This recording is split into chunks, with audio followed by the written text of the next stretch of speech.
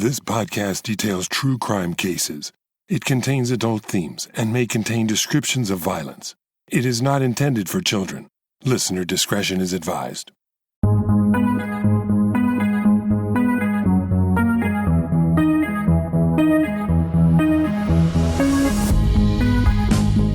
Thank you for joining me for today's episode of Once Upon a Crime. We're in the last chapter of the series, Familiar Strangers, and this is part 2 of a 2-part episode. So if you haven't listened to episode number 179 yet, you should go back and start there. This week we'll pick up where we left off.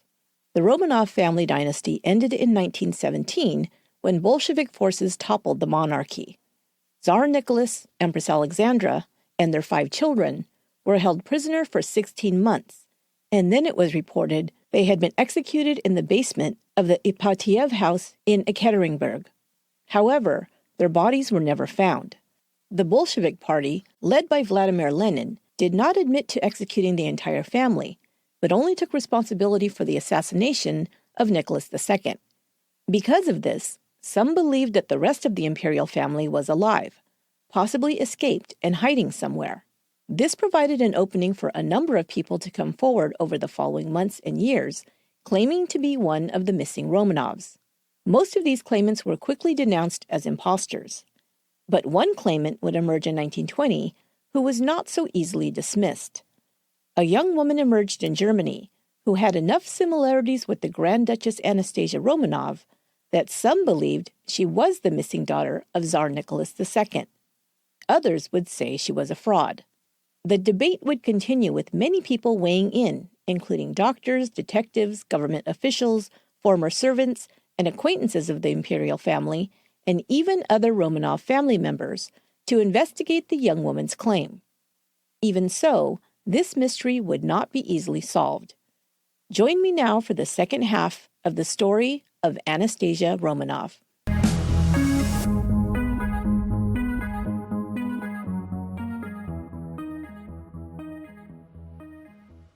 So for part 2, I'm going to do something a little different. It's a surprise I think you'll like. First, I'll tell you why I've decided to cover it this way, and then I'll let you in on the surprise. For one thing, California is on fire. Where I live, I'm not in any danger from it, except the thick smoke that's all around us. But these fires are everywhere. Nobody's escaping the terrible air quality. Also, we've been in the middle of a heat wave this month. This is the first day it's actually been cool, which I really appreciate since I'm recording in a small airless room. But on top of all of this, of course, is the current state of the pandemic, a very long year of being shut in, plus no time off this summer for the usual travel I do and events I attend like CrimeCon. So I was kind of running on fumes trying to get weekly episodes out as the summer ground to an end. So I thought of a solution, and I brought in some help to get the second part out to you. Many of you have told me how much you've liked the episodes I've done with my sister Yolanda in the past, and it's been a long time since we've collaborated on one, so it is my great pleasure to welcome her back to the show. Welcome back, Yolanda. Hello. So she's going to give me a little bit of a hand here because this is quite a story. As you guys know, we've gone through part 1. Now we're going to be talking about the person who comes forward to claim that she is Anastasia Romanov. So there's a lot of details in the story, but it's a little bit more casual. I have somebody here to also comment and just kind of go through this crazy story with us. So Yolanda, you listened to part 1. I think you know a little bit about this story. I listened to part 1, but before that, I'd either read the story or heard it on another podcast, maybe on television. I can't remember, but I know that I've heard the details of what's currently known. This story just continues on because, like I said at the end of the last episode, there were imposters right away, people claiming to be one or other of the Romanovs. But Anastasia is very unique. For some reason, she became a popular person to impersonate. Several people who came forward saying they were her. But there was one person who came forward who there was quite a lot of debate and investigations and supporters for her and detractors against her.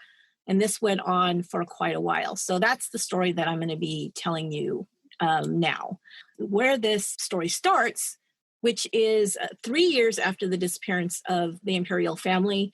And now we're in 1920. February 17th, 1920, in Berlin, Germany, there was an officer who was patrolling near the city center of Berlin, and it was near a bridge over the Landwehr Canal. Now, I told you guys this last episode. I do not speak Russian. It's a really hard language. Now we're going to have German. I also do not speak German. So you're going to have to bear with me. Those of you who are German speakers, you'll know that I am not pronouncing these names and place names correctly, probably in the least. So the bridge over the Landwehr Canal, this officer is on patrol and he hears a splash. He looks over the bridge and he sees a woman struggling in the water. So he runs down to the bank. Luckily, she was still alive. He pulls her out.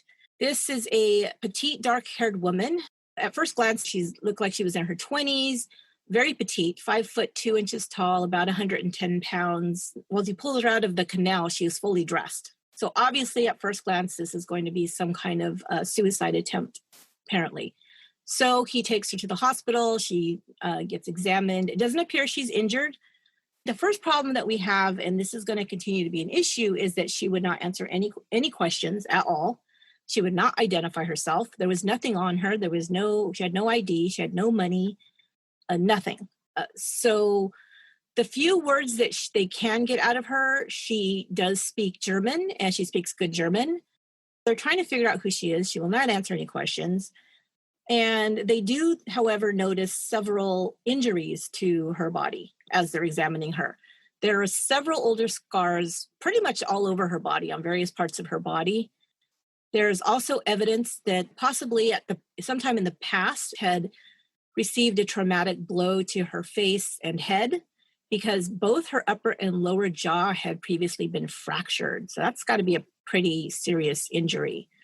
She was missing 8 teeth and she had 7 teeth loose. And they believe that was from whatever trauma she had suffered to her face and head.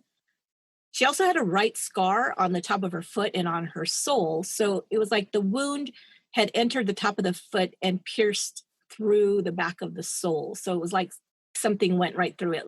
So they assess her mental state because she will not speak. Obviously, she could speak because they did get a few words out of her. So it wasn't like she couldn't speak. But she would speak very little. She refused to answer most questions.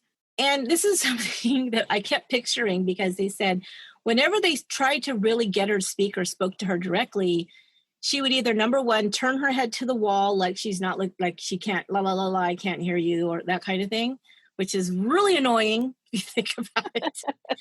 But the other thing she would do is she would cover her head with a blanket or a sheet, or pull a sheet up like she was in a hospital bed. She'd pull a sheet up over her face all the time, like either not to look at people, or sometimes she'd speak behind the sheet.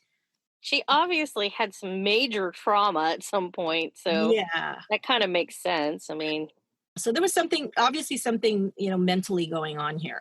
Like I said, she wouldn't identify herself. So the hospital recorded her as Fraulein Unbekannt, or Miss Unknown, which I think Fraulein Unbekannt sounds better. Unbekannt, I don't know, something like that. But anyway, she was Miss Unknown. So it was basically like a Jane Doe would be here in the US, I assume. They don't know your name. They give you Jane Doe or John Doe. Yeah. So what do they do with her? She wasn't injured. So they said, okay, something mental is going on here. She was sent to the State Institute for Welfare and Care in a place that was called Waldorf. It's a mental facility, obviously. I'm sure that was a great place to be in the 20s. Yeah. Although, Berlin was a pretty cosmopolitan city. I mean, it was really, this is before World War II. So it was pretty, up and coming there. It was like a real center of industry and all that kind of stuff. So I don't know. But I mean, sanitariums in that time were just experimental areas. It's not like she was coming in and, like a private hospital. This was a state hospital. So you're right. It probably was, not the best. So they diagnosed her with a depressive mental illness, which is their diagnosis at the time, because she tended to fluctuate from being very rude and kind of like, get out of my face, to being almost catatonic. She would actually be there in Waldorf for 19 months while she was there, she finally did admit that she had jumped into the canal to kill herself, but she would not say why. So mostly she just wanted to be left alone. Now, 19 months. It's a long time. But she seemed perfectly happy to stay there. So she said she read a lot. She asked for newspapers. Apparently they had like a little lending library that they could go get magazines and books and papers and stuff. And she read a lot. They did notice that she asked for books in both English and French. She had been speaking German, but she was asking for books in English and French, which now they're like, okay, maybe she's not German. We don't know, right? Yeah. They decided, okay, we still don't know who she is.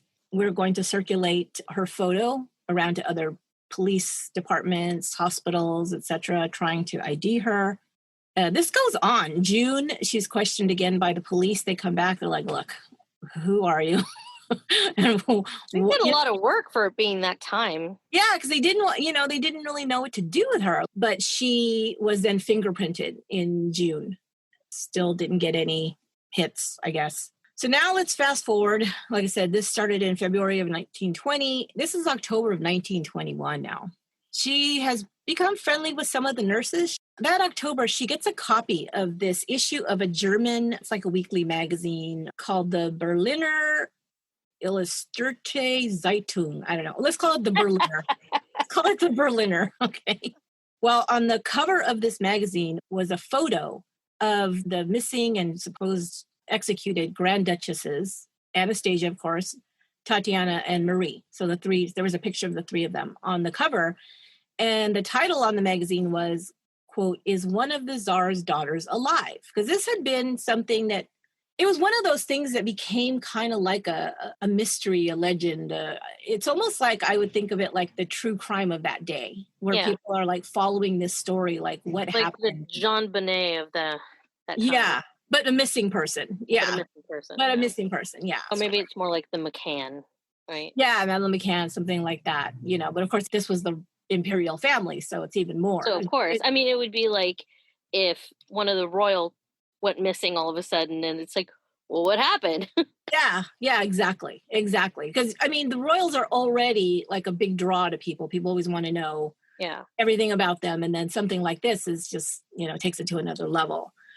One of the quotes from the article is, quote, "To this day, it has not been possible to definitively establish if during the massacre, one of the Grand Duchesses, Anastasia, was not merely severely wounded and if she remained alive." Now, why Anastasia? I don't know.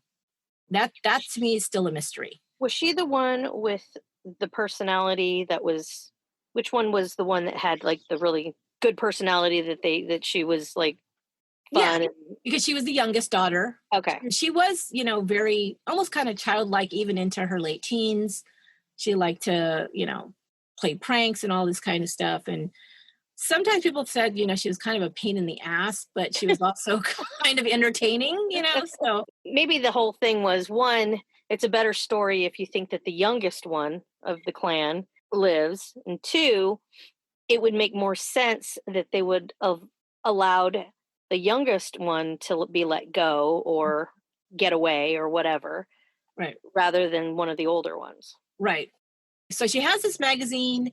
She gets like kind of obsessed with this magazine. She's constantly looking at the pictures in it. She's reading it over and over. She keeps it with her. It's one of these things that you look at it, then you put it back in the library, but she keeps it. It's one of the things that they've seen her be very interested in. So as she's starting to get friendly with these nurses, now it's hard to know because there's so many stories and a lot of them contradict one another, but it seems like the nurses and the people that work in the hospital almost started to kind of ask questions about like, that would be weird if she was because we don't know who she is. You know what I mean? Yeah. Or you think you're at work, you're going to chit chat. You're going to be with your, your coworkers, your girlfriends or whatever, and be like, oh, wouldn't that be weird if she was Anastasia? Yeah. She's about the right age. I don't know which was first, the chicken or the egg, because either she started to say things and they started asking her more, or they started to say things and she started to like play along with these questions and start to answer some things or whatever. So finally, she does say to them, yeah, I'm Anastasia, right? To like 3 or 4 nurses that were there that she talked to sometimes. Of course, she's a mental patient. Yeah. So they're not taking it seriously. I think they're just playing along because it's fun. It's something fun to talk about. Yeah. One night she calls one of the nurses over and shows her the pictures in the magazine. And she asks her, don't you see any resemblance between, she points to her and to Anastasia. And then the nurse finally straight out asks, well, are you the Grand Duchess? But she doesn't answer. But, they kind of listen to her and they're like, oh, okay. Because I don't know if they completely believed her. Well, I mean, you got to think too that she was sitting there in this hospital for how long? Over a year. Over a year. So she's there for over a year. The one, really interesting thing that she's been able to read is, this mystery. Mm-hmm. And then she's like, let's play along. I mean, it's like, and, she's not quite all there. So, of course, it's probably easy for her to make up these stories or, whatever. And yeah, so plenty of time. Yeah. I mean, it's an imagination. It's like, well, what else are you going to do? Right.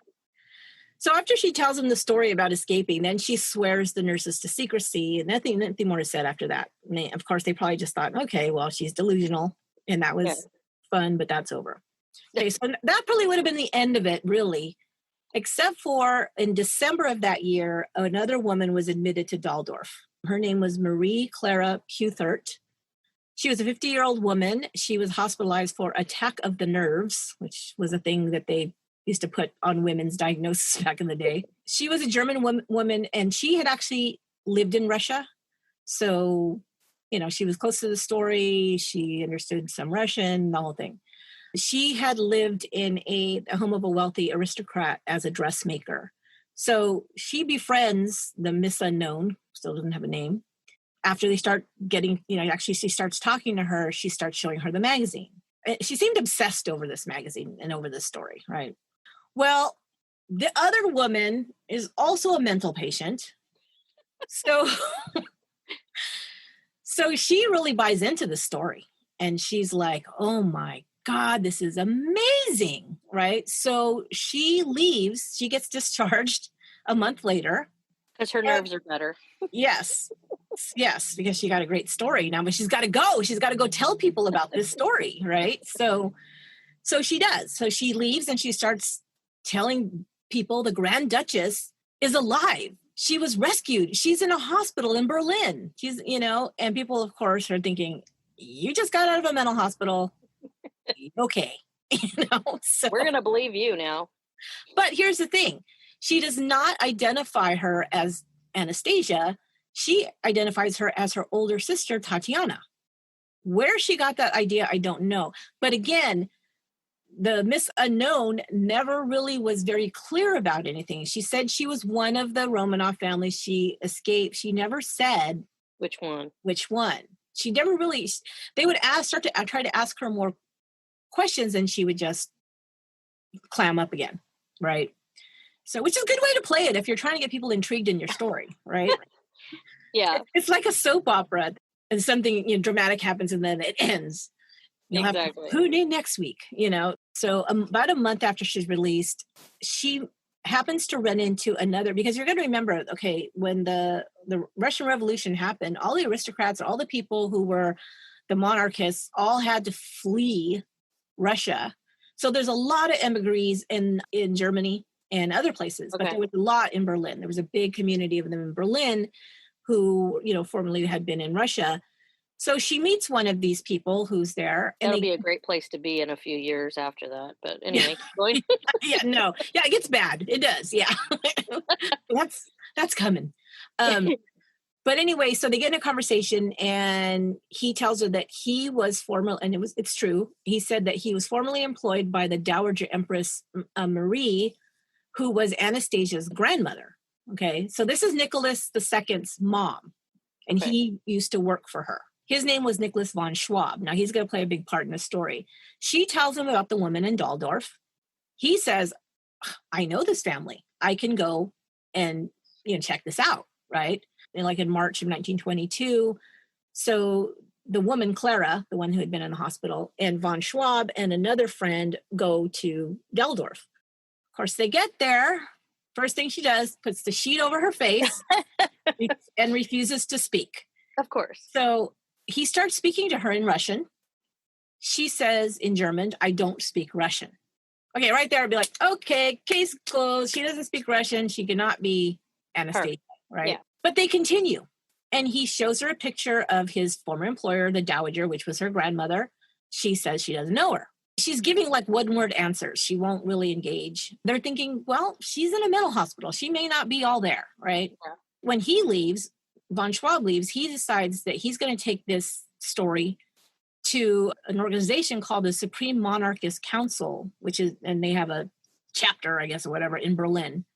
These are all people that were formerly part of the parliament, the Duma, that was part of Nicholas's parliament. They had then come to other countries like Germany and formed organizations to help Russian emigres. So that's what they're for. So he takes it to them and he tells them about what he's found out. They take him seriously. They decide to investigate. Well, I think they're probably desperate for news of what had happened to them. So I could see where they would do that, but she wasn't exactly like you said, she wasn't confirming this is who I am. After she said she didn't speak Russian, hello. Yeah.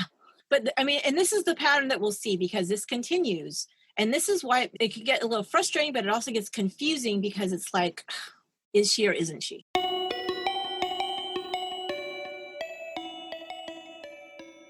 Hey, I hope you're enjoying this special episode and my surprise guest, Yolanda. Well, the surprises just keep coming because I've got a special giveaway to share with you, courtesy of Paramount's new feature film, The Vanished. The Vanished, starring Anne Heche and Thomas Jane, is a gripping psychological thriller perfect for true crime fans. A family vacation takes a terrifying turn when two parents discover their young child has vanished without a trace. Stopping at nothing to find their daughter, the search for the truth leads to a shocking revelation where nothing is what it seems. You can own or rent The Vanished now, out on digital. Watch it tonight. Once Upon a Crime is giving away 5 free digital downloads of The Vanished. For your chance to win, follow Once Upon a Crime on Instagram at Once Upon a Crime Pod.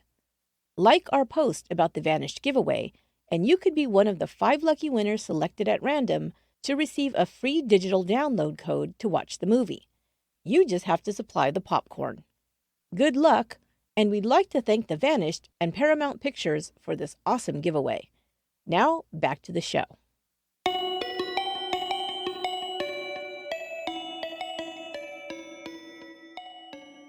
So they basically enlist this woman named Zinaida Tolstoy. She was an aristocrat and also a friend of the imperial family. They basically send her to Waldorf now to see this woman. Again, she tries to conceal herself. It's the whole thing all over again where she doesn't want to talk. She doesn't want to see anybody. But this woman, Tolstoy, says she sees some resemblance to Nicholas II.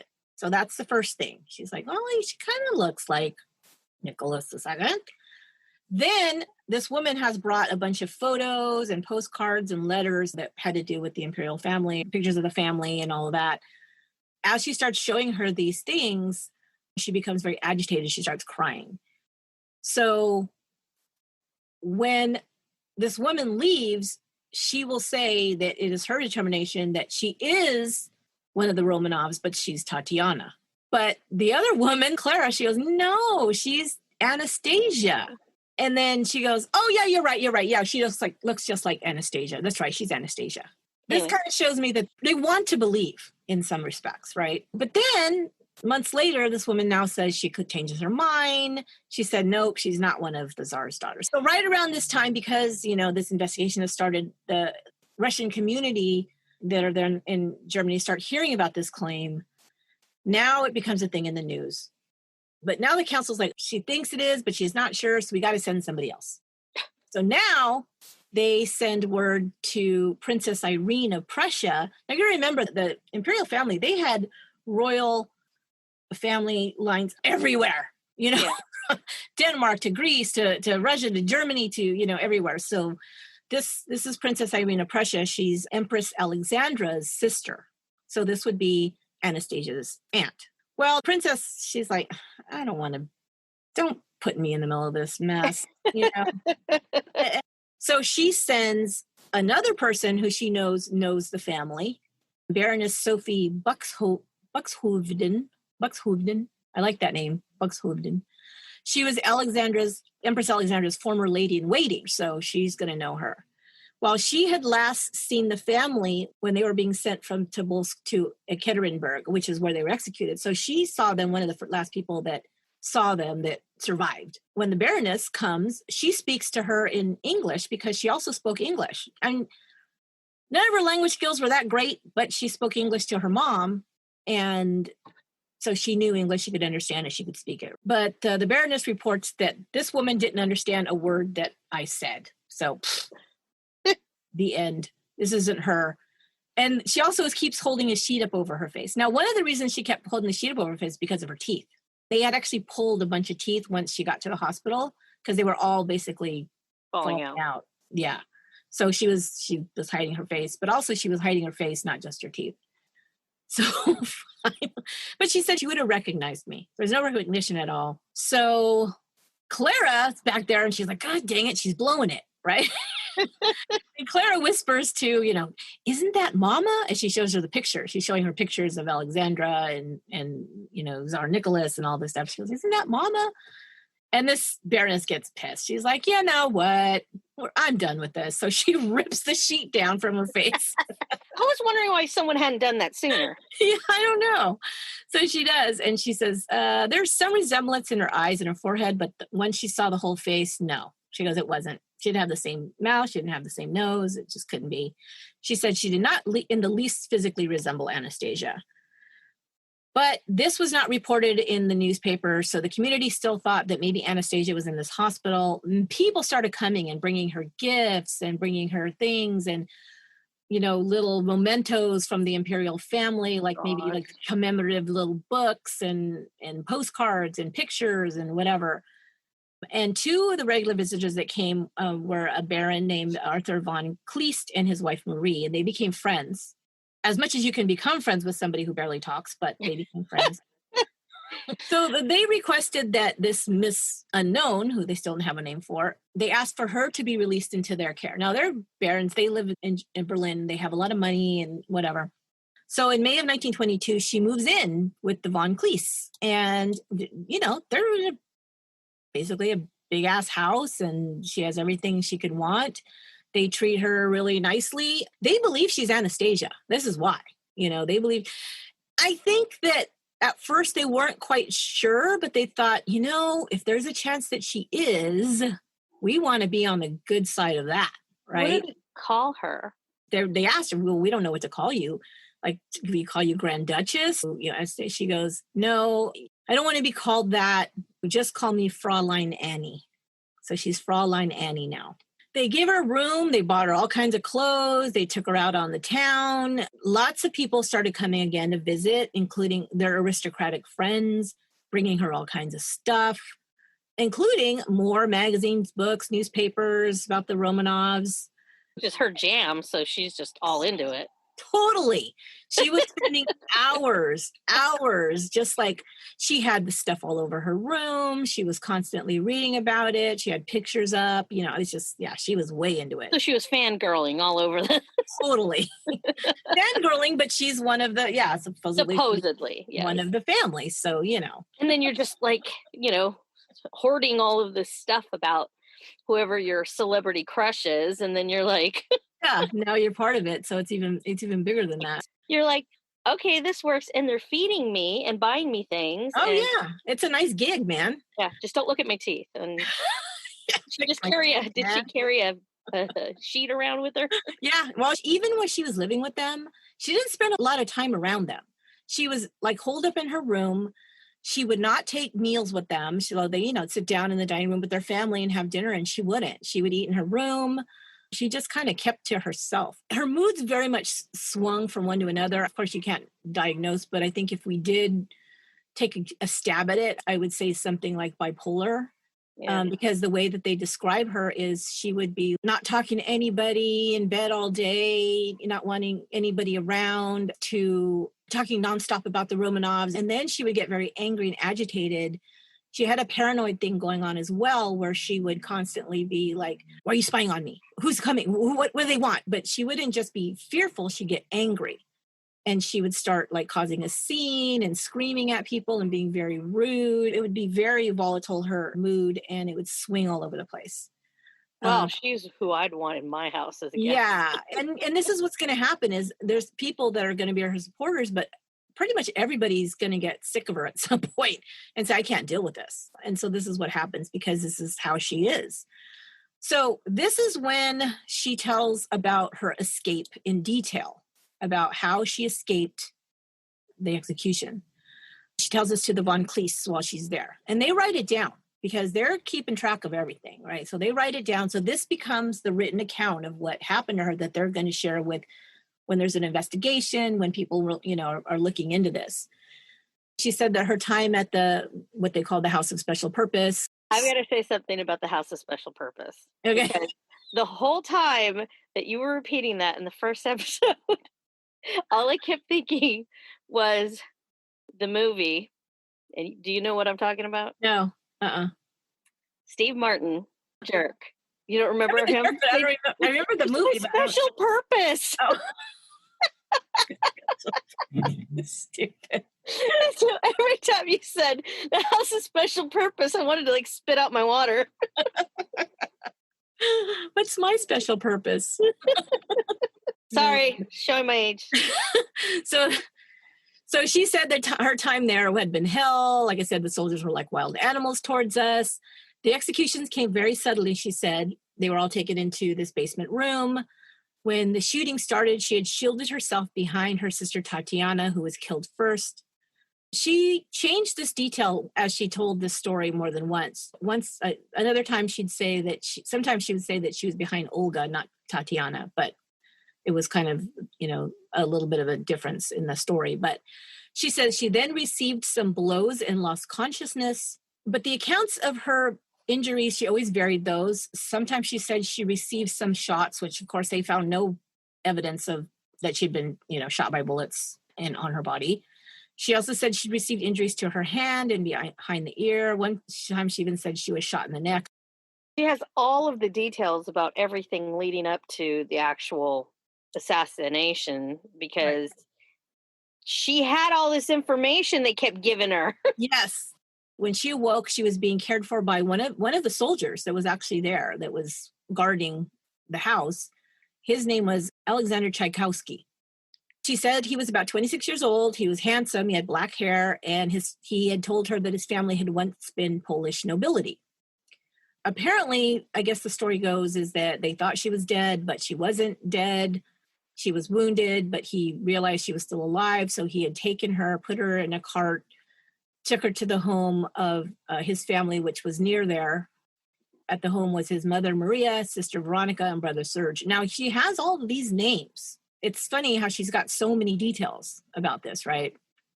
So she said that the family was afraid of being captured because they had the Grand Duchess. So they decided to leave with her by cart to Romania. Now, it's really far, first of all, okay? And meanwhile, she's still very injured. She's bleeding, she's half unconscious, she's, in pain, she's got all these wounds. She said, now remember the story that they had jewels sewn in their clothes, remember? Oh, that's right. So she said that the way that they paid their way was that she gave them some of the jewels hidden in her clothing to get fresh horses, to get a new cart whenever they needed it. She said weeks and months went by as they traveled. She didn't remember much of the journey as she was very sick and injured. That's over 3,000 kilometers from, where they were. Okay. So that's, months. It's not going to be days. It's going to be, Okay. So that already is like, nobody saw any, in a cart with a bleeding girl with, I don't know. She didn't remember the details of that because she was injured. This is also going to be a pattern. Things that she can't remember are going to be attributed to trauma, to injury, or to illness. So at some point in this journey, she tells the Von Cleese that she discovered she was pregnant. Where'd that come from? Yes. Now, she told one of the Baron and Baroness's young... She forgot. Yeah. Well, this is what she said. She realized that she had been raped. Now, she didn't tell them this. She told this to their younger daughter named Gerda, who also wrote it down and recorded it, that she had been raped by the soldier that had saved her. But she didn't hold any animosity towards him because he had saved her. And also because, he's a Bolshevik. So, he's kind of like an animal. So they're not like us. This is what she actually said. He's got a different, sensibility, moral, whatever than we do. So it's okay. Yeah, that's kind of how she put it. Oh my gosh. Then she said she gave birth to a boy in Bucharest on December 5th, 1918. Now, that's my birthday, but not my birthday year. God, I hope not. So, yeah. And so, but she has a date. She's got details. But if she had given birth on December 5th, 1918, she would have had to have already been pregnant before the executions, even if the baby was very premature. There's just not, the math is wrong. Which, again, they're like, well, her head, she's injured, maybe she just doesn't remember numbers. She said that she named him either Alexei but later she said it was Alexander after like his father. So here's the thing. They travel, they do this whole trip. They go to Romania. Her father's first cousin was the Queen of Romania at the time. She could have gone to the Queen, right? She could have gone anywhere and said, I need to get to the Queen. Yes. And I hear some jewels. Take me. This is to prove who I am. Right. That's all she had to do. Yeah. But then when they asked her about that, she said, well, first, she was too ill. Second, she said she was too ashamed because she was pregnant. And she couldn't show up to, her royal family member being pregnant. She sounds like she just made up a whole big old story. Okay, so she gave the baby to the father. She ended up giving the baby to the father's family. She said she never wanted a child, of course, and she didn't care what happened to it, she said. Even though it was royal. Right. Had royal blood. Right. But then she said she had married Alexander Tchaikovsky in January. So the month after the baby was born, she married him. And she was married under the name Anna Romanska or Anastasia Romanova. She said she had actually converted to Catholicism. They were married in a Catholic church. Their son was baptized. So she claimed that the Bolshevik agents were still after them, were after her, were after him, of course, because he had helped her escape. So much so that he was found and attacked and killed in Bucharest in 1919 or 1920. So then she left the baby after he died. She left the baby with his family, made her way to Germany, through Romania. Meanwhile, she dealt all this with no identification and no passport. So that seems, even at the time, they said that would have been almost impossible. By the way, wasn't around that time, I don't know, another pandemic was happening? Yeah, I think maybe that's when she was Maybe that's why she was wearing a mask. Covering her face. It would have been smart. So, man, she should have wrote a book. Yeah, soon after she arrived in Berlin is when she made the suicide attempt. She said she had planned to approach Princess Irene of Prussia once she got there, but she said if she did, and then everyone would know her shame. So that's why she didn't. But okay, so here's the thing: we talk about contacting the relatives. Why didn't she contact the relatives? First of all, why doesn't she ask to contact her grandmother, who was the Dowager Empress? I mean, come on, that's her grandmother. She still, has power. She still has money. She had gotten out. She was, I think she was living in Copenhagen. She was in Denmark. She doesn't ask for them, her to be contacted. So she does ask finally. She starts asking them to contact the certain people. And one of them is one of her aunts, who was named Xenia Alexandrinova. And she said, call her, let her know, because that's the aunt that liked her best, and she would recognize her better than her other aunts would. But she told the Baroness she wouldn't have contacted me first. She would have been much closer to Olga, her sister, because she was actually Anastasia's godmother. She's the one I talked about in the last episode, that she would have them come to the house. It was the only time they got to get out, and she would have all these events for them and stuff. So she was closer to her nieces. She said she would have contacted her. So Olga, after hearing about this, said that, she's fake. She already said she's fake. And then she said this, she said, had Nikki, that's her, Nicholas, had Nikki's daughter really been saved, her rescuers would have known what it meant to them. Every royal house in Europe would have rewarded them. So, yeah.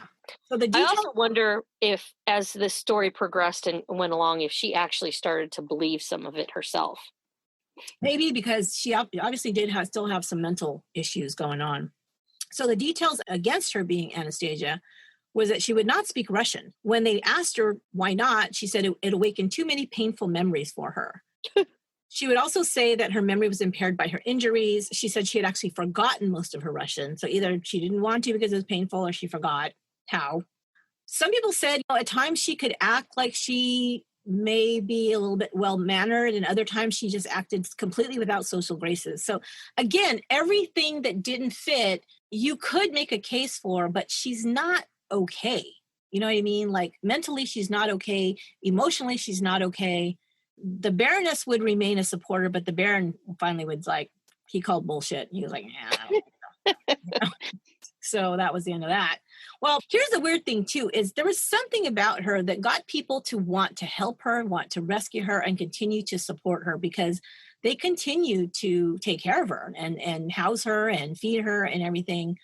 But she started having all of these outbursts and things, and just these events, and it just got to be too much. Finally, in August of 1922, she actually ran away from the Von Cleese. 4 days later, she was found wandering in the Berlin Zoo. She didn't go back to Von Cleese right away. She just started bouncing around for the next few years. Everybody would take her in because a lot of people believed that it was really Anastasia. Other people weren't sure, but they thought, yeah, but we feel bad for her. So she's had a lot of people that were listening to this story and just wanted to help her, I guess. I don't know.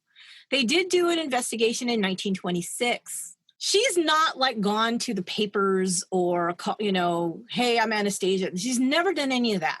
So this was one of the things that led people to believe that she could be credible, because if she was just an imposter, she would just be trying to get attention, maybe get money, whatever, and she wasn't doing any of those things.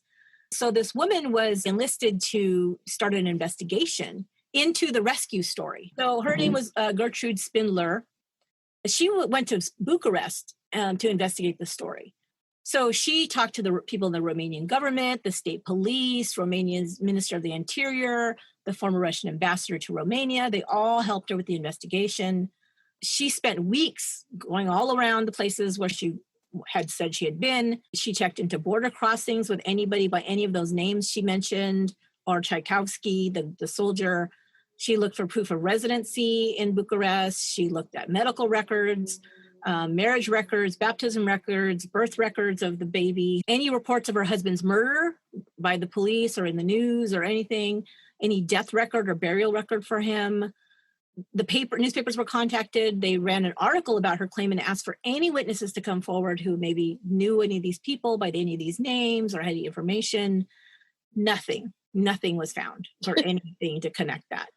So that was, but still they're sending Romanovs to go. Oh gosh. To go visit her. Princess Irene finally goes. She's the one that sent the Baroness who said, this is fake. She's going to go see, because the family now is kind of like, oh, what the hell's going on? We either need to completely find out that she's a fake and let everybody know, or confirm that it's really her. Annie is not told who this person is who's coming. So she's not told who she is. They have dinner. She sits across from her. She says she didn't seem to recognize me at all. Princess Irene said she kind of resembles her, but she immediately knew that it wasn't one of her nieces. Annie refuses to speak to her, never says anything. Later, Annie would say it's because she was insulted that Irene had been presented to her under a false name. Also, she was very ill and she didn't know what was going on. So, but she was... Okay, let's just continue saying the same thing over and over. Yeah, she was actually ill, though, because she was suffering from tuberculosis at that time, and she was in and out of hospitals, so there was that going on. But after she leaves, and she finds out, oh, God, that was her, she starts writing to Princess Irene, and she said she just was upset because they hadn't told her that she was coming, blah, blah, blah. She doesn't respond. She's like, whatever, dude, So that was that for her. So now she's going by the name Frau Anastasia Tchaikovsky, because remember, she married Tchaikovsky in her story. So now she's got to use that name. Now she's using Anastasia. Now she's using Tchaikovsky. One thing I was just going to say about the Dowager Empress, Marie, she had escaped Russia when all this was going on. Her daughter, Xenia, had escaped with her. Olga had escaped separately. She was now in Copenhagen, Denmark. Nicholas II's first cousin was Christian X. He was king of Denmark, so she had a place to go. But she always insisted that she didn't ever believe that any one of her family had been killed. Nicholas, Alexandra, the kid, none of them. They were all alive? I think it's just something she had to do in her head, because she always maintained that they were not killed, that they were, either being held somewhere and that kind of thing. I don't think she just couldn't do it in her head to say that they were all, killed. So one of the people that got involved in this whole thing was the Dowager Empress's brother. He was Prince Waldemar of Denmark. He became interested in this case. I kind of was reading about him he was a true crime dude. He wanted to try to solve the mystery, So he got a private investigator to work on the case. So finally, Olga, her godmother, sent Pierre Gilliard and his wife. Now, Gilliard was the Grand Duchess's tutor, so he knew them very well. At this point, she was in another hospital, St. Mary's Hospital. She had been being treated for tuberculosis. She got an infection in her elbow, and she was on morphine. So when he got there, she really was too sick to speak this time. So he said he studied her face. He said, I could not find the least resemblance between Frau Tchaikovsky and the one who had been so dear to us. He said only the similarity was the color of her eyes. When he asked her well, apparently I'm a Russian princess. I guess they also knew his wife. So when he asked her if she recognized his wife, she said it was Olga, which is her godmother, which is not even close, right? He said, well, let me come back when she's not so sick and I'll do a better assessment. But already behind the scenes, the royal family had decided, while we're investigating this, we're going to make sure that her expenses are taken care of, because she was in a hospital, I guess, where she was. And he said, this is not the best hospital. So he had her moved, and they paid for, she had to move to a private clinic in Berlin called the Mommsen Clinic. So she was there and she did recover. So early the next year, 1926, a paper in Copenhagen, remember that her family is from Copenhagen. That's where the Dowager Empress lives now. That paper says that it has been concluded that the woman is not Anastasia, but this woman who became very close to Anastasia, she was one of her supporters. Her name's Harriet von Ratleff-Kielman. So we'll just call her Harriet. So Harriet has been all up in all of this now. She's there all the time. She's the one that's kind of like her press secretary. She's her big supporter. So anyway, she gives an interview to the New York Times and says that Olga came, Grand Duchess Olga came, her godmother came and confirmed that she was Anastasia. So New York Times prints this, and it goes all over the world. Oh, of course. So now this thing's not going to die, right? So, but here's what we found out around this time is that at least two sources were feeding her information about the inside details of Nicholas and Alexandra's court and home life. One of them was that Nicholas von Schwab guy. He was bringing visitors to her. She was learning details from them, the callers that came to the von Kleist home. Some of them were people that were in the palace or around the palace or had worked for other people who had worked for the Romanovs. There were some little details that they were able to give her that I feel like she could hold on to every detail about this, because she was so into it, like you said. She was such a fangirl, every detail she was going to remember. And I think that really helped her, because she was able to recall those when she needed them. And some people said that she was even being coached by some people. There's all of that kind of stuff. So in 1926, she finally leaves the Mommsen Clinic. From this time forward, she is constantly being given things. People are taking care of her. They're giving her hotel rooms and places to stay and money and credit cards and clothes. And so she's constantly being taken care of. She's given a suite at a Hotel Tivoli in Switzerland. That's paid for the Prince Waldemar, because he's still trying to investigate this. There, she starts losing it again with her moods. Very volatile behavior. She's she starts becoming paranoid, angry, all of this stuff. Even Harriet, her press secretary, decides, I can't, I'm out, right? This is what she said as she left. She's either crazy or truly wicked. So that's how bad that got. Okay. But they said she can't be left alone. First of all, we're not even sure who she is. Secondly, she's off the rails. So she was sent to a sanatorium in Bavaria now at this point, and just gets worse and worse. She was assessed at these places. They said that she was not mentally ill, but merely high strung. What does that mean? I don't know what that means. She has the vapors. Yeah. But the prince who'd been paying for all of this, Prince of Denmark, his family is like, that is enough. You're not allowed to give her any more money. Let go. And he basically cuts off funds. That's the end of that. Gilliard, the guy that was the tutor who said, this is bullshit, she's not Anastasia, has gotten sick of her living off of this family who he served and he loved. And he's thinking she's treating them like chumps. So he starts trying to get her locked up or expelled out of the country or whatever. He tries to get her expelled from Bavaria as a criminal imposter. I guess, that's illegal. As that's going on, her supporters now go to another distant relation of the Romanovs, Duke George of Leuchtenberg. So he's like, oh, okay, I guess I'll take care of her now. Oh, God. He allows her to stay at Schloss Sion, his country estate. This place is beautiful. I saw pictures of it. It was just gorgeous. Again, she gets there. She mostly stays alone. She doesn't interact with the family. She does better that way. She does much better that way. But all of a sudden, in Sion, remember she spoke very good German. All of a sudden, her German's not so good. It starts getting worse. Okay. So again, they're like, okay, maybe it's the trauma. I don't know. She's sick. What's going on, right? Weird, right?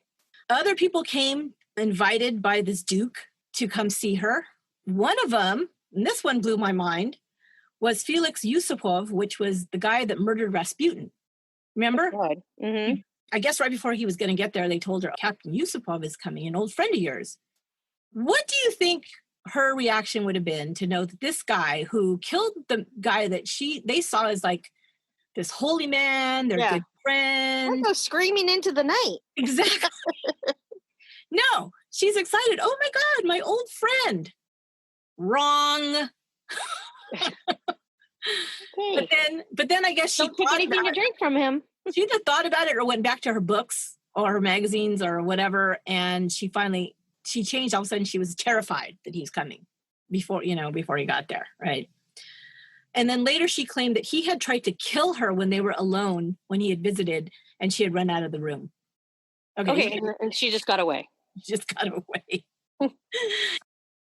One of the last people that we talk about really quickly, because he's here till the end of her life, Gleb Botkin. He was the son of Dr. Botkin. Dr. Botkin was the doctor that was the family physician, the royal physician. He was actually executed with the family. So this is his son. He came, and his sister both came to see her.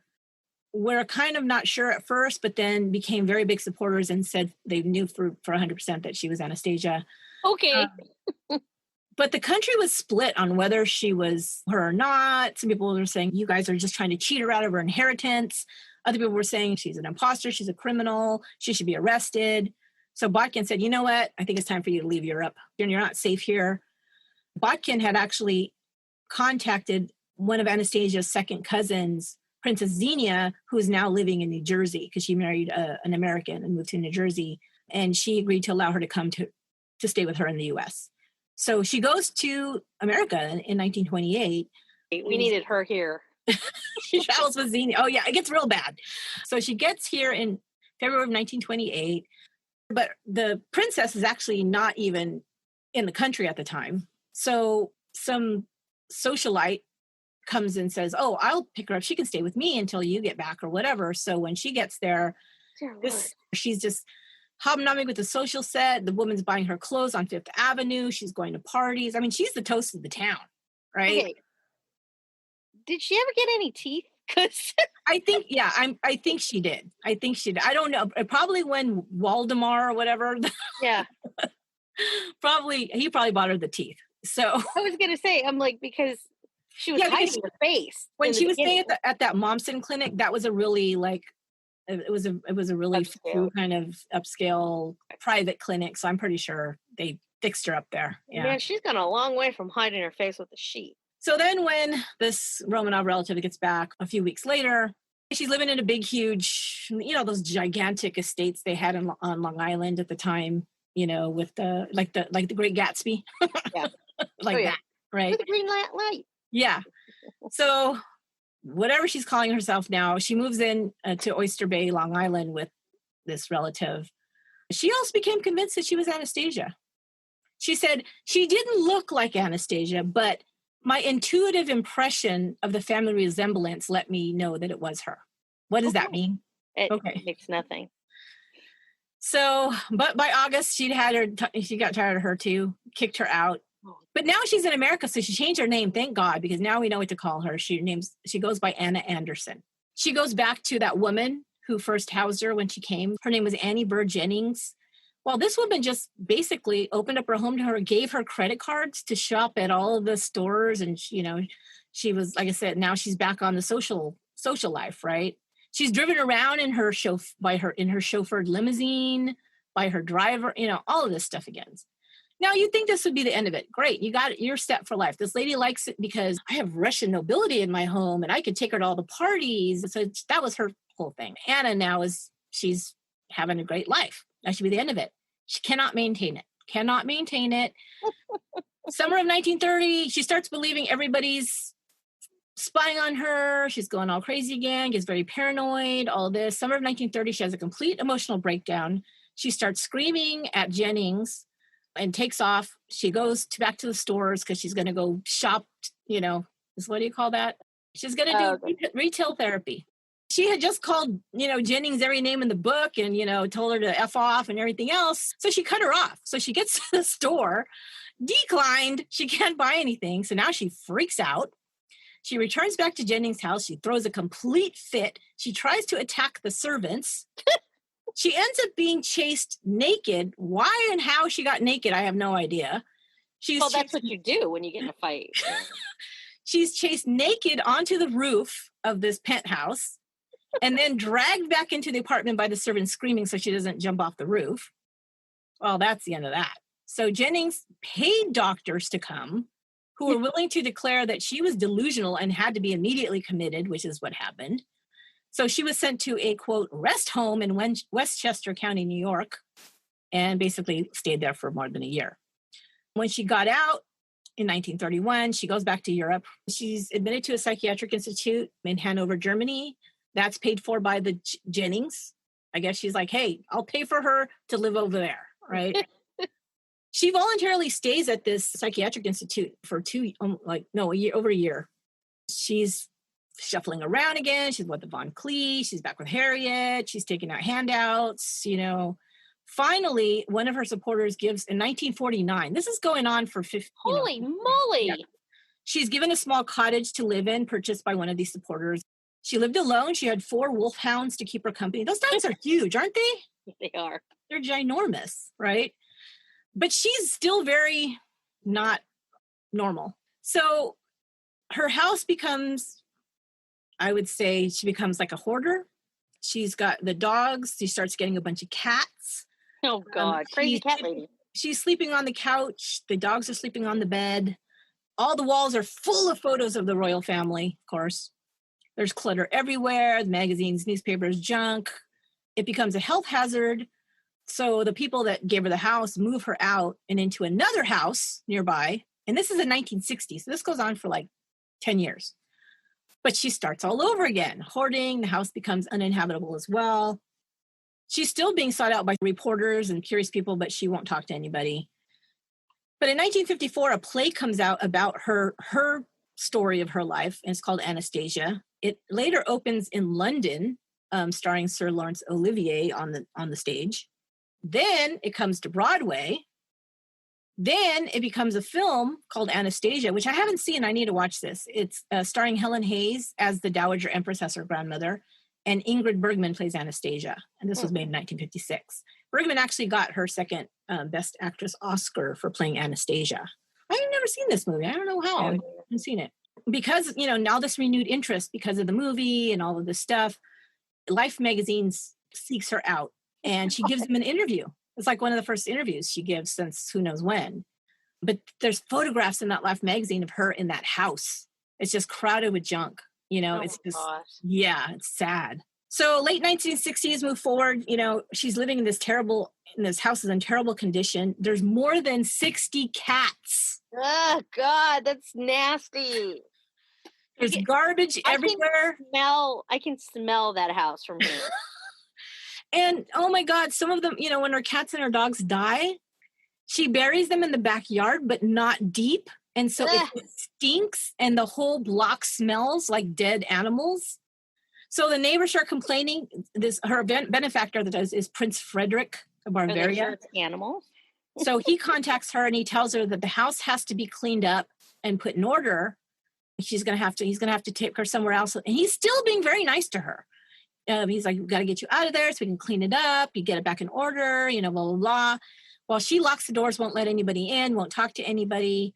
They keep coming out and trying to, get her to open the door. She won't. 4 days later, they finally break in. She's unconscious because she dehydrated on the floor. She went to the hospital. She was there for 7 weeks. Meanwhile, they're cleaning up the whole house. I think one of the houses they just had demolished. The other house, they had to take all the cats away. They had to dig up all the rotting carcasses. They had to clean out the whole thing. It was just it was horrible now. So because all of this happened, and she's like the crazy cat lady, and she ends up, being, sent away again. Her friend Gleb Botkin, he finds out, of course, because he's been in touch with her. He really does care about her. He always cared about her. He's now living in the U.S. He's living in Charlottesville, West Virginia. So that's near Washington, D.C. And he asked her, oh, look, come to the U.S. We'll get you situated here. But he's old now. And he doesn't have much money. There's a guy in town. He was a former professor, very smart man. He loved history. He loved genealogy. He also had a lot of money. His family owned a lot of land there. He had a big house. He had a lot of money. His name's Jack Manahan. And he says, look, Jack, tells her about her story. Because remember, Botkin believes she's Anastasia and gives him all the information and stuff. And he goes, she needs somewhere to go. She's getting older. She can't take care of herself. Would you be her benefactor? Because he loves history and genealogy. He's very intrigued by the story.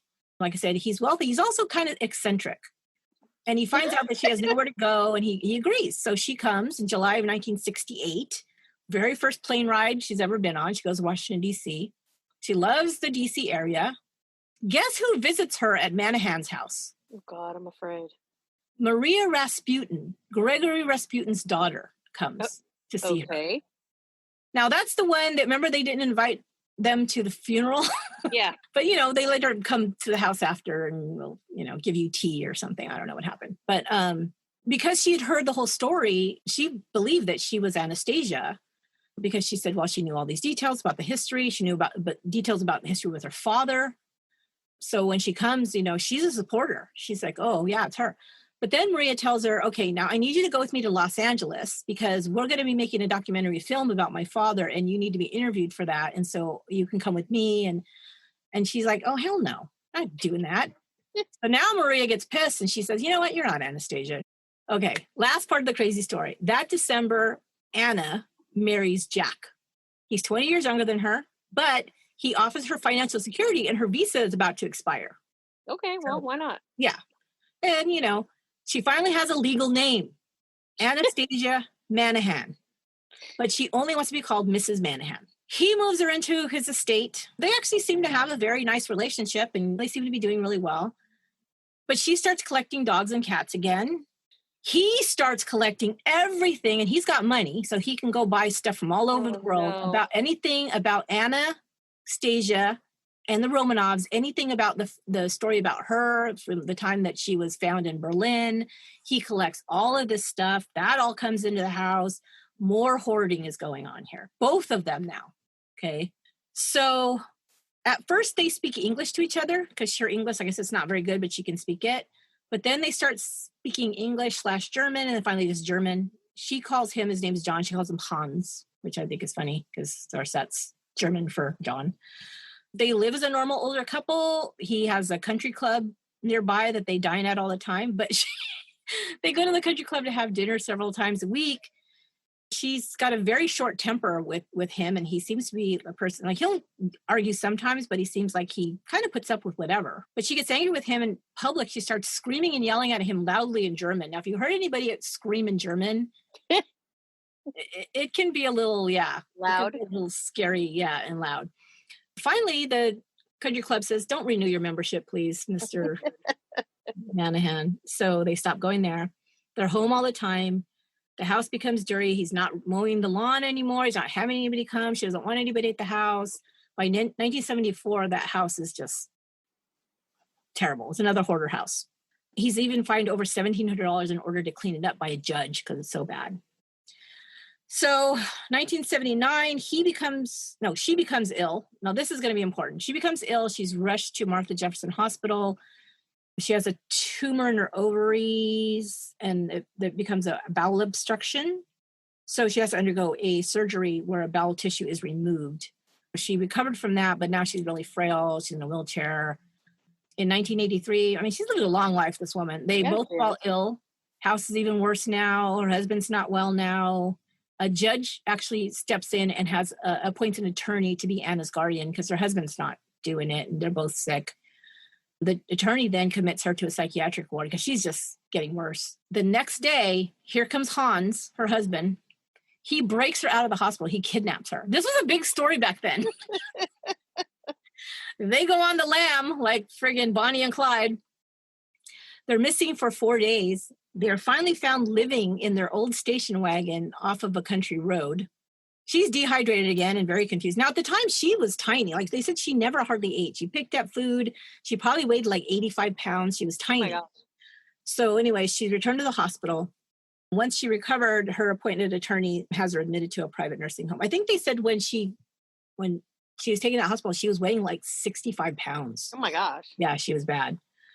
Her husband comes and visits every day. He puts up all the pictures of the royal family all over her room because that's what she likes. And then she has a stroke. And 2 weeks later, on February 12th, 1984, she dies of pneumonia.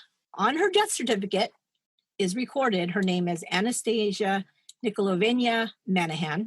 It says she was born June 5th, 18th, because I think both of those dates were on the real Anastasia's records. I don't know what that meant, but it always says born 5th and then 18th. 1901 in Peterhof, Russia. So that means she was about 83 when she died. Yeah, 83 when she died. And it also says on her death certificate, parents, Tsar Nicholas II and Alexandra of Hesse. And her occupation, it says royalty. Okay. She was cremated and eventually interred at that Sion place back in Bavaria. And then her husband, he dies in 1990. I promise to say what really happened to the Romanovs. Reason why we know, because in 1989, there was a memo found. Now, this was after the fall of communist Russia. So once it fell, all of this stuff started coming out. Well, one of the things that came out was something called the Geographic note. And that Geographic was the guy that, with his soldiers, and executed them. And he had written a memo about exactly what happened. So this is where this comes from. It had been filed and given to Bolshevik superiors, and like I said, not found until 1989. The family had been awakened. They were told to dress. They were told they're being moved to a new location, like I said, because they said the White Army was approaching. They followed him to the sub-basement room. They were told to wait. Alexei actually was being carried by his father because he couldn't walk. He was very ill. It was their son. So besides, Nicholas and Alexandra, Alexei, their 4 daughters, was also Dr. Botkin and some other staff. There was 4 others. The guards entered, led by Yurovsky. That's when the family was told that they were to be executed. Yurovsky made the statement, Nicholas Alexandrovich, your relatives are trying to save you, therefore we are compelled to shoot you. The Tsar only had time to say what and look at his family before he was shot. He was hit by several bullets to the chest. He was not, as later alleged, shot in the head. When his skull was later found, it proved this. The Tsarina actually had a chance to make a sign of the cross before she was hit by bullets. She was also shot in the head. The rest of the family followed. Alexei didn't die immediately. Yurovsky said he actually had to fire 2 or 3 more shots into the boy before he died. The Grand Duchesses were the last to die. They were standing against the back wall behind their parents. The first bullets that hit him hit the protective layer of jewels sewed into their clothes. So they ricocheted off. So they fell back, but it didn't kill them. The shooters then moved closer. I mean, they do details in this memo. It's crazy. Shooters moved closer. The two oldest, Olga and Tatiana, were shot in the head. Anastasia and Marie were said to have crouched up against a wall, holding their arms over their faces and their bodies before being shot. I don't know if they were out of bullets, they had to reload or whatever, because they started stabbing them with the bayonets. But the blades of the bayonets were still being deflected off of these jewels. Oh, wow. They had a ton of jewels. They must have had a ton of jewels on them. Anastasia also, they said, didn't die immediately. She was basically screaming, trying to get away. Gunmen approached. She tried to fight them off. Others began stabbing her with bayonets until she fell still. Another one of the guards had told his wife that Anastasia had been finished off with the bayonets as well, so that confirmed that. The last one to be attacked was Alexandra's maid, Anna Demidova. She was attacked with bayonets. I think they might have been out of bullets. I don't know. Or they just were reloading. She ran and was chased. She was holding a pillow when she went down, and it was filled with jewels.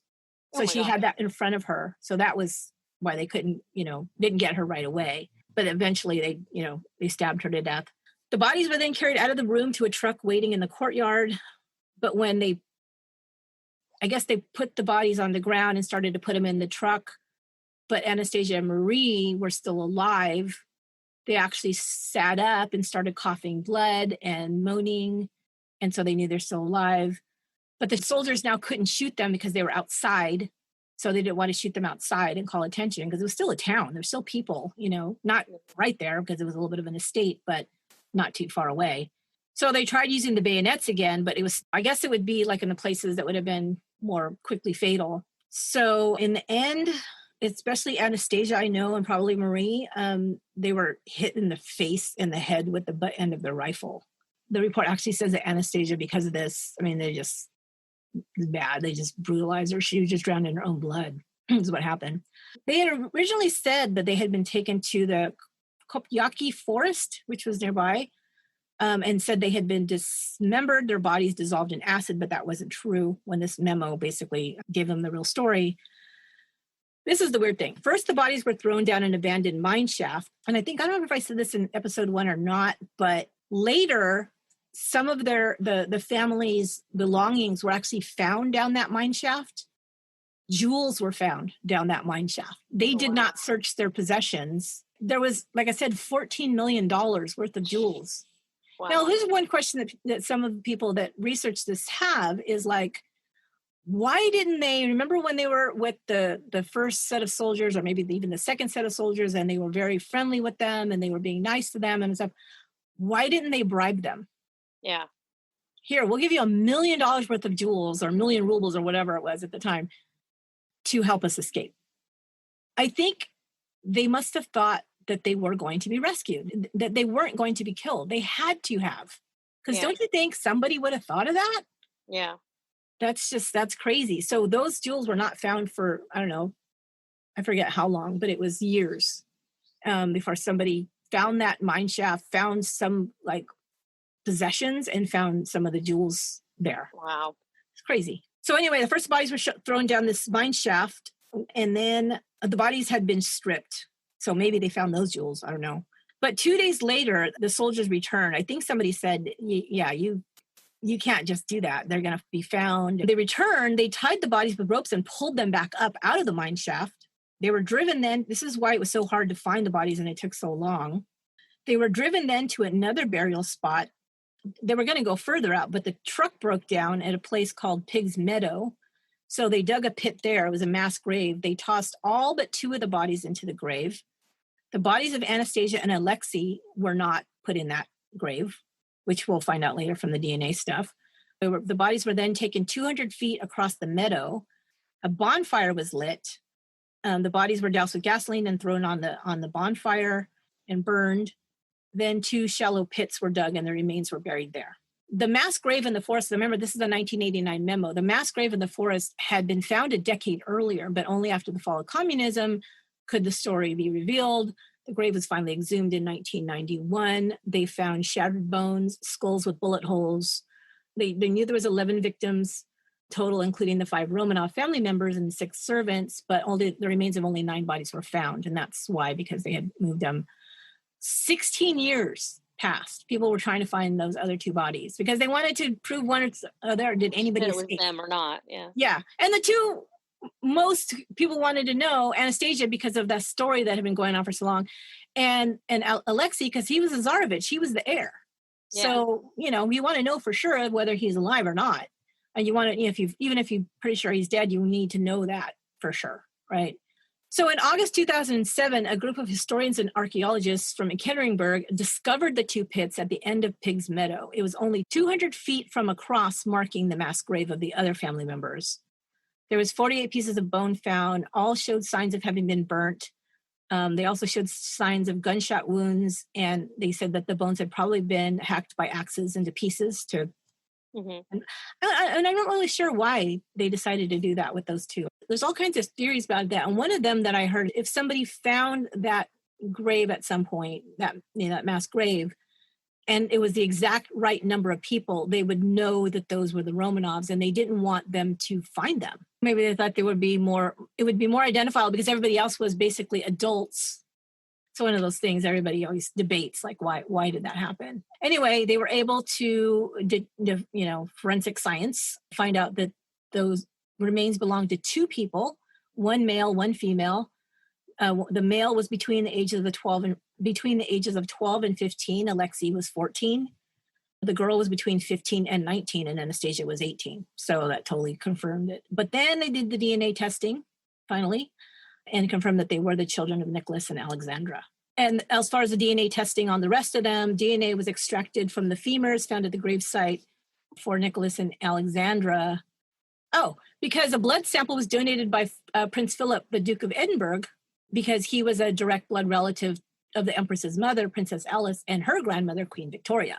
So they shared the same mitochondrial DNA with Alexandra and the daughters.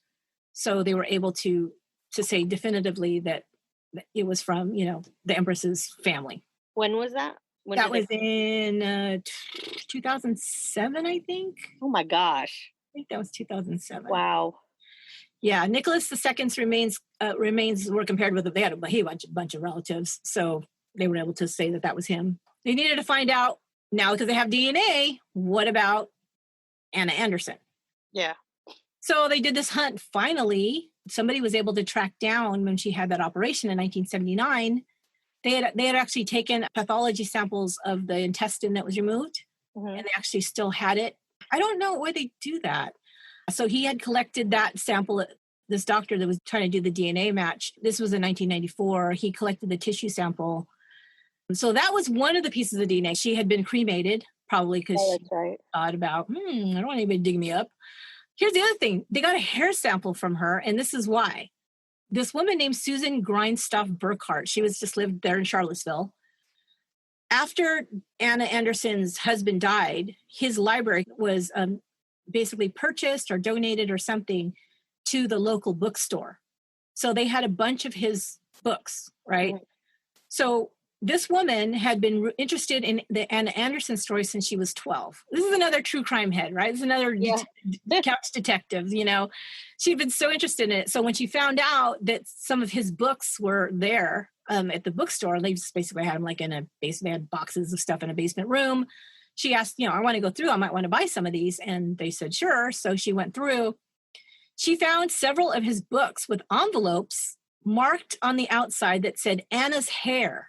Ew. With pieces of her. He kept everything. Ew, gross. He was a hoarder. Yeah, even clumps of hair inside that said Anna's hair. He kept everything. She purchased his books for $20 that had the envelopes with the hair in it, $20.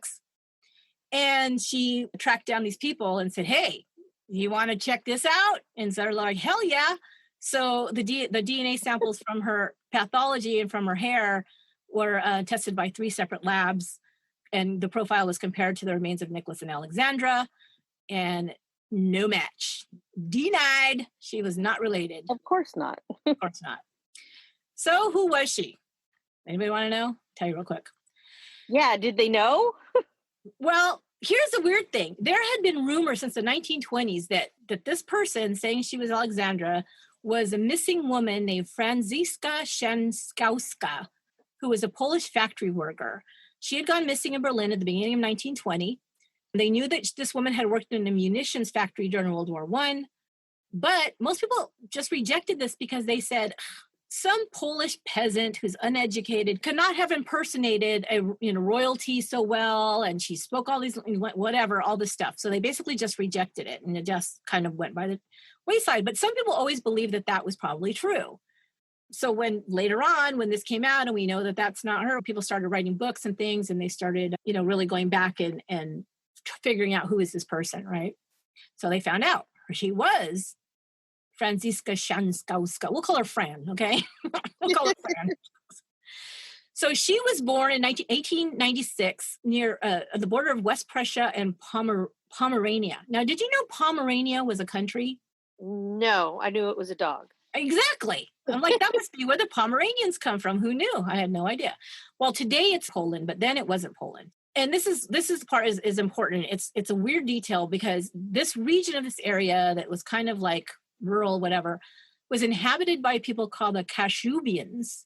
They were descendants of Baltic Slavs. They spoke their own language, which was Kashubian. Now, the Kashubian language was influenced by a bunch of different languages. German, Swedish, and Polish words and phrases came into to be part of this language. Her family had actually had ties to the Polish nobility way back in the 15th century. And it was weird because earlier she had said something about Polish nobility. She had said that the soldier who had rescued her, he had told her that he descended from Polish nobility. That's where that part of the story came from, because her family actually descended from Polish nobility, but it was way, way back.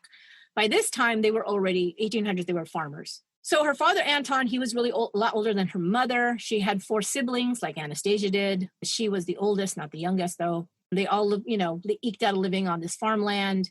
But in 1906, her father inherited 30 acres in the village, but he sold them, and he purchased another farm in Pomerania, this town called Heigendorf. That's where she grows up. So, but here, people think Polish peasants, they're dirt farmers or whatever. They weren't. They didn't have money or anything, but they all went to school. They were all educated. It wasn't like people thought, just Polish peasants or whatever. So they all went to school. She was really, really smart. She actually completed her 9th grade studies in less than 6 months. She was smarter than anybody in the family, and she acted like she knew it. She was kind of like always acted superior. They didn't like her too much. I mean, they didn't. She just was one of those, like she thought she was all that, right? But she grew up speaking several languages, including Kashubian. Her second language was Polish, and her third was German, which was High German. And I only know about High German and Low German, and I guess what they used to call it. I'm not sure they call that anymore, because I had a friend who actually family was from Switzerland, but they speak German. She explained to me that High German, it was like you're educated, you speak a better form, of German, right? She spoke High German very well. But remember, when she discovered that Anastasia was not fluent in German, she started speaking more rough German, and it became worse. Again, something to cover her tracks. She always hated working on the farm, and she was her father's favorite. She was allowed to skip chores. She was allowed to skip work. She was always reading all the time. Her siblings resented her because she got out of work, and they also thought she was really odd. But her father also didn't like to work. He was the town drunk, okay? He was actually known in the town as the Dorftrinker, which means the village drinker. Yeah. I'm like, that's a good name, Dorftrinker. You damn Dorftrinker. Well, that's who he was. Mariana, his wife, hated her husband. She hated him. She would scream and shriek, and that, I think this is where Anna got it, because whenever she'd get angry, she'd just start screaming and shrieking and everything. She was so loud, and she was just so with her husband that the village children became afraid of her and called her the witch. Just hilarious. Oh, God. But anyway, so she was treated much more special than the other children. Her mother also resented her. But there was also rumors that there was incest going on between her and her father. Yeah.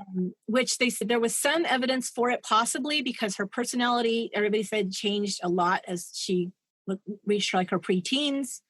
She no longer socialized with her former friends. She isolated herself. She didn't attend anything like dances or things or go on dates. She never dated anybody. But then they said she started behaving pretentiously as if she was better than everybody else. And so people just kind of like, whatever. We don't want to be around her anyway.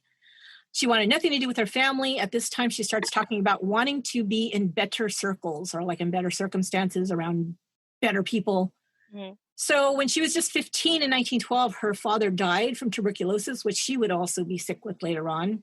A year later, her mother remarried, and she decides she's going to send Fran away. She's 17 years old. Her mother sends her to Berlin. She has no family or friends in the city. She gets there in 1914.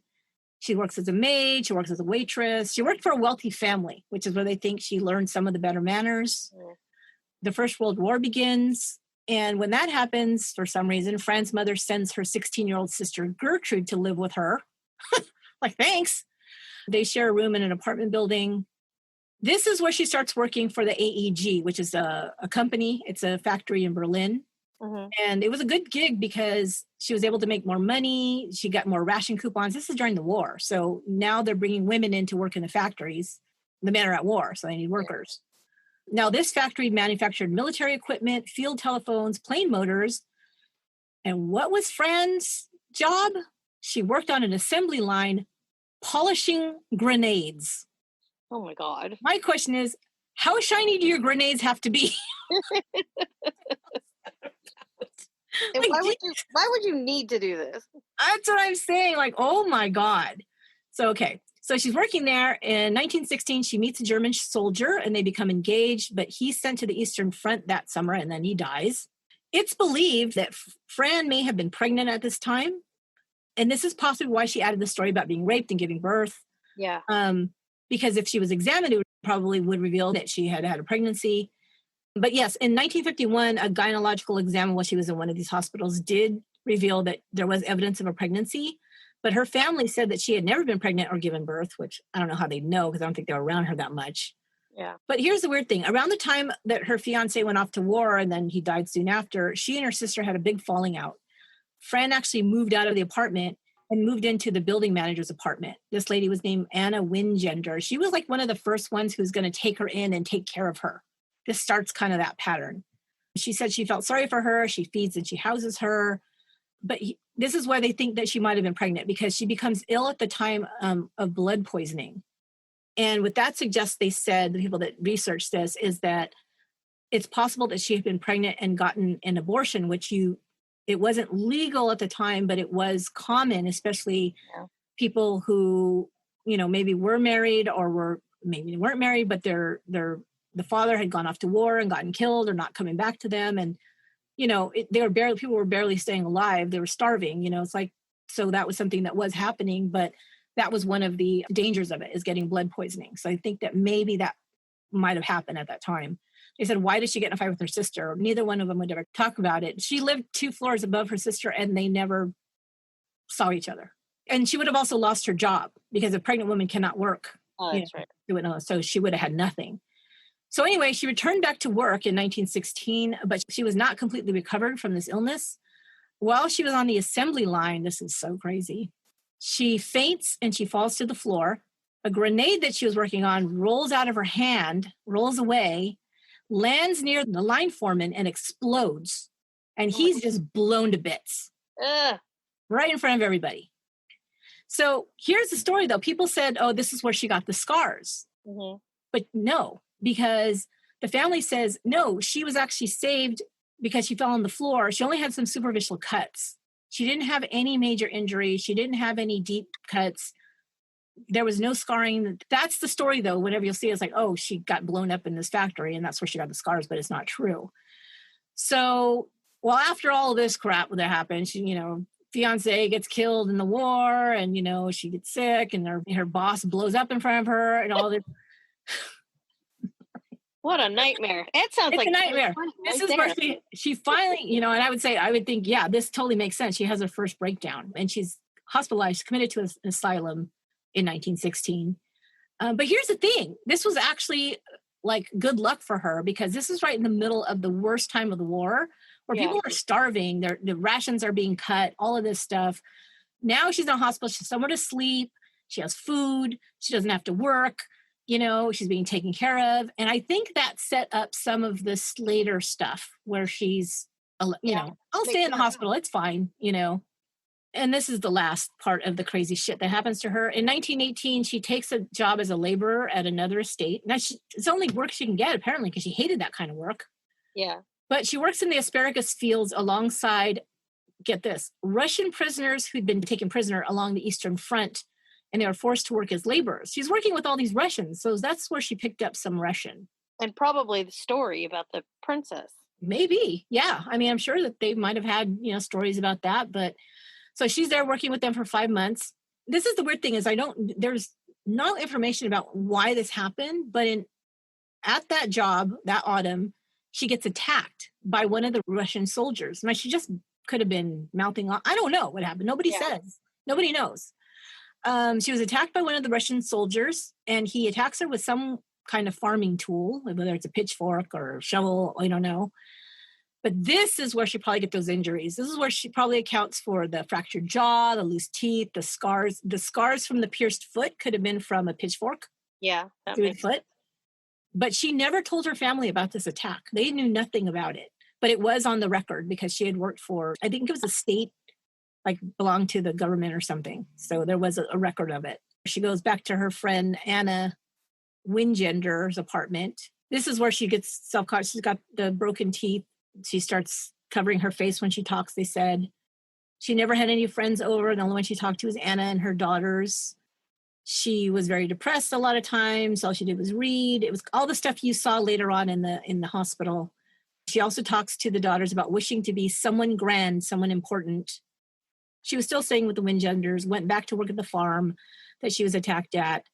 But in February 1920, she leaves the apartment, and that's the night that she jumps into the canal. Why was she not discovered as being Fran?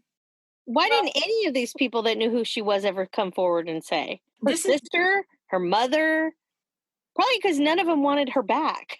Maybe, but so the woman who was her friend, she didn't report her missing for over 3 weeks, first of all. Police really didn't do much of a search on her. They probably thought, okay, she's either in a hospital somewhere or she's killed herself. I mean, I think that's maybe what they just chalked it up to. Well, it could also be just like it is nowadays. I mean, it's like, well, there's nothing illegal about just leaving. Right. Yeah. Life. She's an adult. Yeah. Yeah. She could have totally done that. So just final things. It's like when I was reading this, I thought she wasn't trying to impersonate anyone. She just simply remained silent at the hospital and she let people believe whatever they wanted to. Right. She's like, okay, well, that works. So they're bringing me treats and I don't have to say anything, and they bring me stuff, let me live places, and But even at that first hospital, I think is the first time she had been given all this attention. Given all this attention. And then, like you said, she moves in with the rich family. Von Cleese, they give her everything. When she kind of had a breakdown, and then she left their home, but when she came back. After that 4 days when they found her wandering in the zoo. Yeah. Or it seems like from the research is that she really leaned into that story about being Anastasia at that point. Yeah. Frankly. What else is she going to do? Yeah, exactly. Where's she going to go? I mean, if they just say, oh, you're not her, and they kick her out on the street, she's back where she started. Yeah. Now she became a student of Anastasia. Because when these people start coming, because they like this story and they want to be part of it, they started telling her stories. They started bringing her photos, things that she was studying. Here's some of the things. There was books and there was pamphlets and there was articles that were written. They were out then and published, written by Romanov friends, some of their former servants who had survived. Oh, the Diary of Nicholas II was published sometime around that time. You can get your hands on that.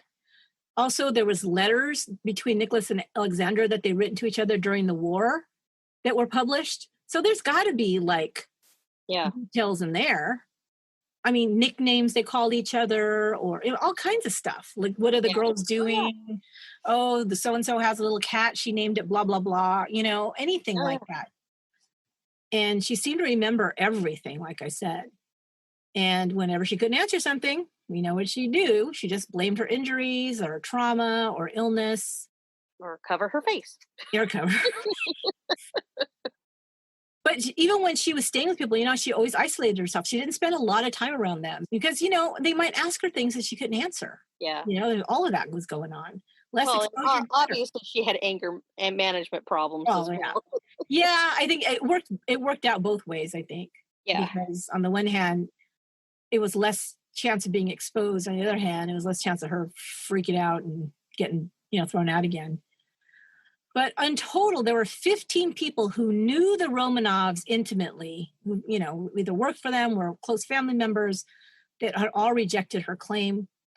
Others who believed her were mostly less well acquainted with her or had known her further in the past, long before the executions. So maybe, kids change as they grow older. Yeah. So the last thing, I was just going to give a quote, because one of the things I got a lot of information was this book. It's called Resurrection of the Romanovs. It's by Greg King and Penny Wilson, and I'll put a link in the show notes. But to if you want, people want to find it, because there's a lot more information in there. But oh my God. So anyway, here's his kind of summary of why this story continued so long, and why people kept it going, even though so many people said no, it's definitely not her. Quote, there were among many devastated and dispossessed emigres, desperation for the old order that made them particularly susceptible to the idea of a miraculously rescued member of the imperial family. I'm saying this. They believed, or they wanted to, the impostor's claims because he says this, quote, scarred by the loss of their country, their titles, and their fortunes, many were susceptible to any echo from their vanished past. Her, which he's talking about Fran, her claim played upon these dreams where intriguing possibility joined force with a deeper need, a psychological desire to make sense of overwhelming loss, which is kind of what I was thinking about as I was going through it. It's like, yes, it sounds like people want to believe it. Oh, yeah. For the things that 100% don't fit, they're making excuses. And they're saying, well, maybe this is why, or this is why, or I can do that today. Oh, yeah. In any other situation. Yeah, it's what's it called? Confirmation bias. Like you want to believe it, so you have this bias towards whatever fits your narrative or your belief or what you want to believe, and rejects anything that doesn't. You know, and that's just, we do that all the time. Even if you provide all of the evidence right there in front of them, they'll continue to say why that's not true. Exactly. Yeah, you can't convince some people who don't want to be convinced. And there were some people that was all they had. I mean, these are people that lost everything. They lost their country. They lost their homes. They lost a lot of their family members were killed. Now they're immigrants, and they want to believe this, like somebody survived and maybe we'll come back, we'll be victorious, or, who knows what they wanted. But it was, for a time, it was something that they really wanted just to hold on to, especially when she first came out. So, and here, of course, people are like, they just thought it was a Hollywood story, so they want to. We have our real priorities here. We like the fake stuff. We like the fake stuff. That's true. Give us a movie any day over real stuff. Politics, schmolitics. Let us go watch a movie.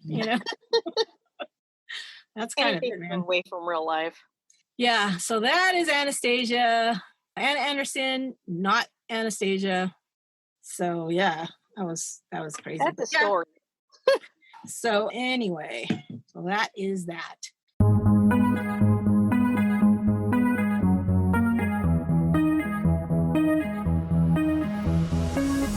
That'll do it for this episode of Once Upon a Crime. I'd like to thank Yolanda for helping me share this fascinating story with you.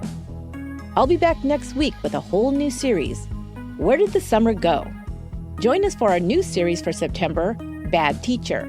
I'll be sharing cases of educators behaving badly. You won't want to miss it, so make sure you're subscribed to Once Upon a Crime wherever you listen to podcasts. Also in September, we'll be adding new tiers, new perks, and brand new merchandise to our Patreon. To get all the info and join, go to patreon.com/onceuponacrime. Thank you so much. Don't forget to go to our Instagram page for your chance to win a free digital download of the new Paramount feature film, The Vanished. Once Upon a Crime is written, produced, and edited by me, Esther Ludlow. Our administrative and research assistant is Lorena Garcia, and original music for the show is by Aaron Michael Goldberg. Until next time, be good to one another.